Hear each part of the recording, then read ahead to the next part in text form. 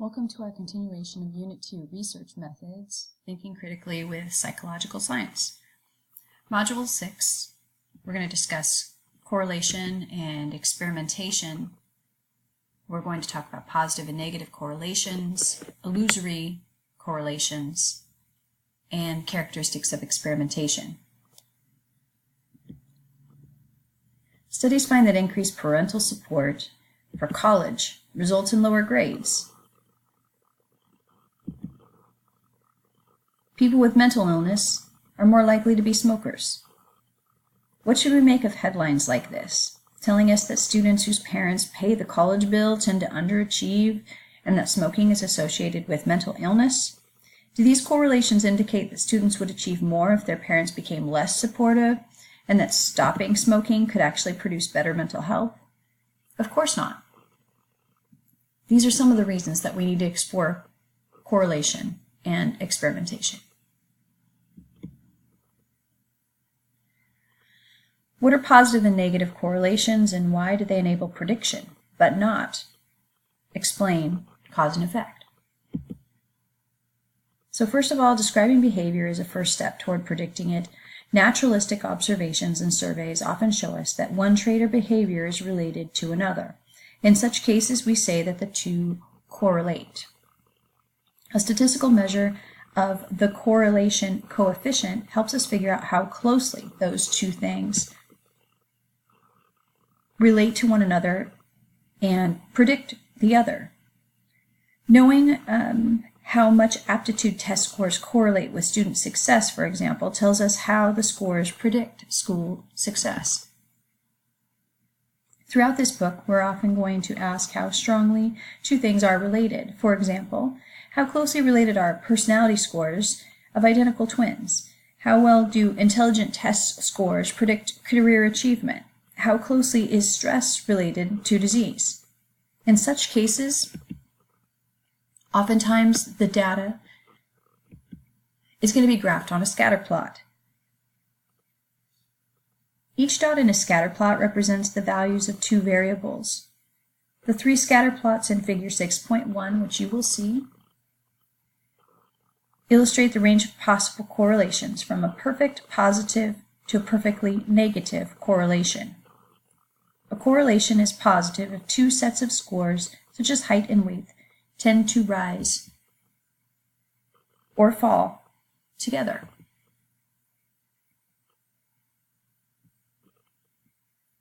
We're going to get to some examples in just a little bit.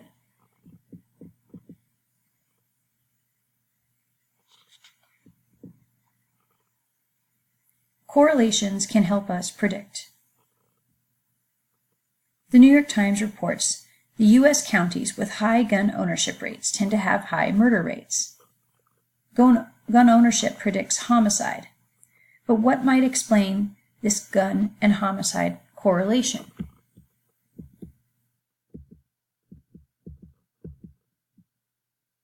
Anytime we have these sorts of conversations, there's usually somebody with anecdotal evidence that says something like, well, of course, guns kill people, often in moments of passion. If so, that could be an example of A, guns causing B, murder.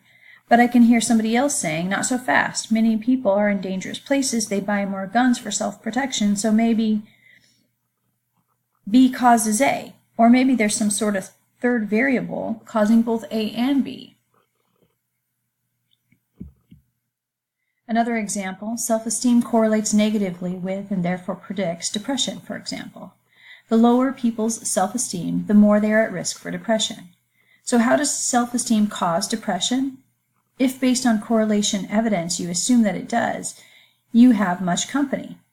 A nearly irresistible thinking error is assuming that an association, sometimes presented as a correlation coefficient, proves causation.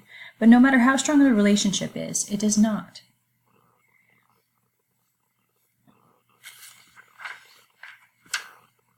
What are illusory correlations?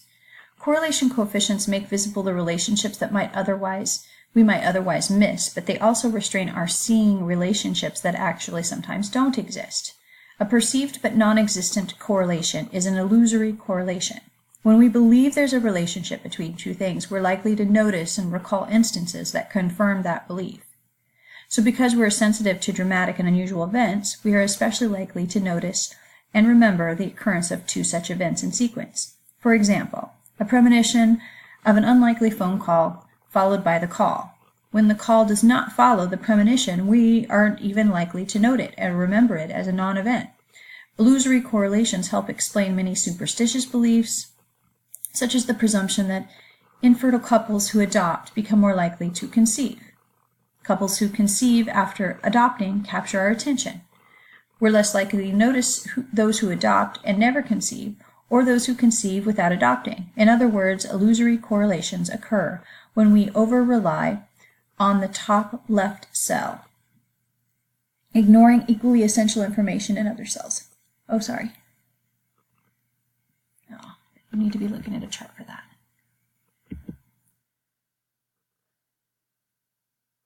Such illusory thinkings help us explain why for so many years people believed, and some still do, that sugar makes children hyperactive, or that getting cold and wet causes people to catch a cold, and that changes in the weather trigger arthritis pain.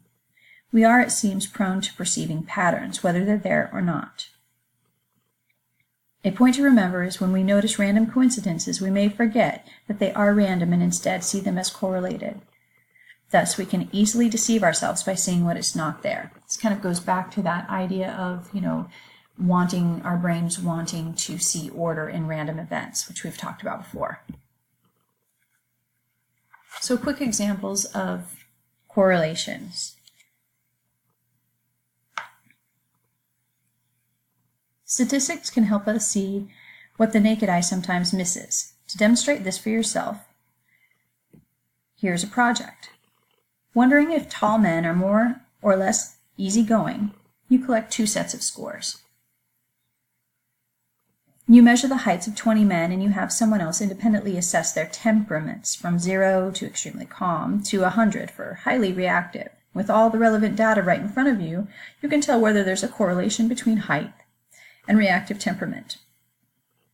Comparing the columns in Table 6.1, most people detect very little relationship between height and temperament, but in fact, the correlation in this imaginary example is positive at 0.63, as we can see if we display the data on the scatter plot. If we fail to see any relationship when data is presented as systematically as it is in Table 6.1, how much less likely are we to notice it in everyday life?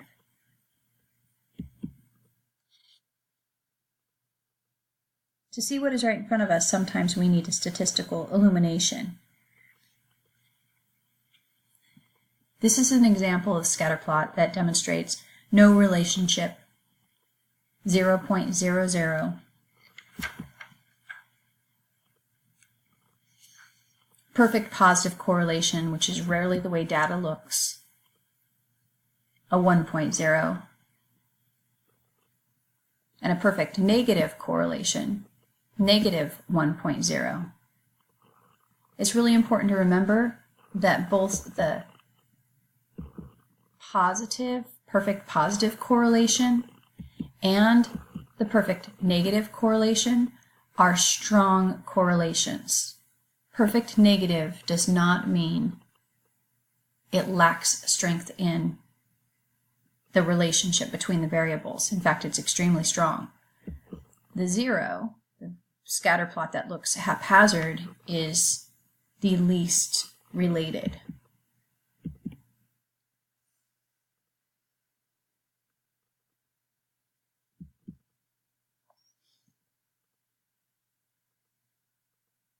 Another example.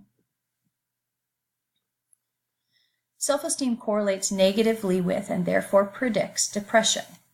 The lower people's self-esteem, the more they are at risk for depression. So, does low self-esteem cause depression?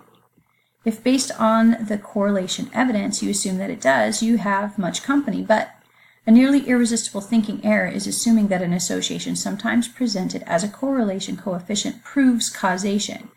No matter how strong the relationship is, it does not.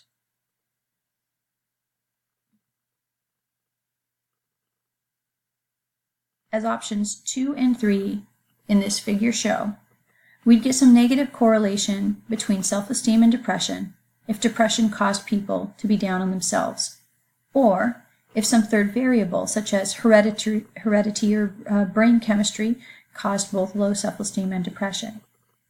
This point's really important, so basic to thinking smarter with psychology that it merits one more example.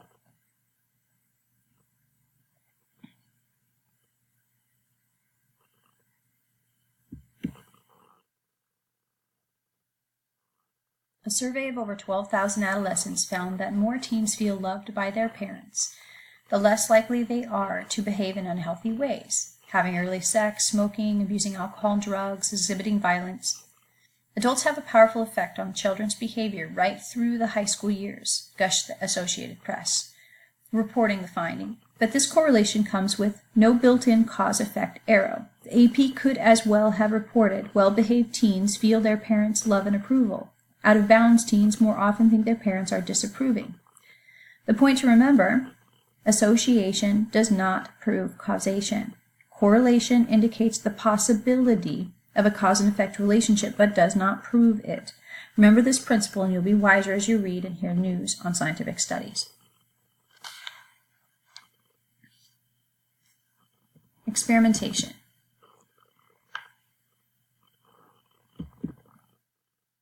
Happy are they, remarked Roman poet Virgil, who have been able to perceive the causes of things.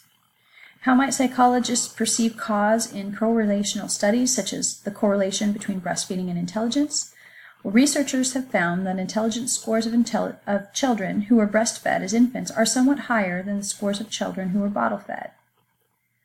In Britain, breastfed babies have also been more likely than their bottle-fed counterparts to eventually move into higher social class. The breast is best intelligence effects shrinks when researchers compare breastfed and bottle-fed children from the same families. So what do these findings mean? Do smarter mothers who in modern countries more often breastfeed have smarter children? Or as some researchers believe, do the nutrients of mother's milk contribute to brain development? To find the answers and to isolate the cause and effect, researchers can experiment.